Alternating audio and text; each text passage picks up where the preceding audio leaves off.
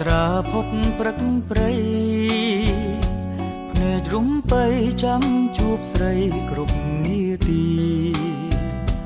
បងចាំអូន4រដូវបើឈវីអូននៅទីណាបងចាំបើ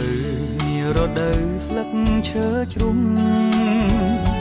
ខ្ញុំយល់សន់អង្គសង្ឃឹមក្តីស្នេហា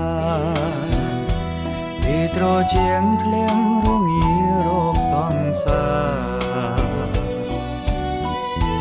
បាត់ភក្ត្រាសូនឈឹង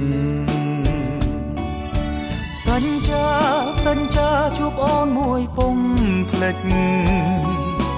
ពេលផ្ការិញបងពុំភ្លេញទេព្រលឹងតែមិនជួប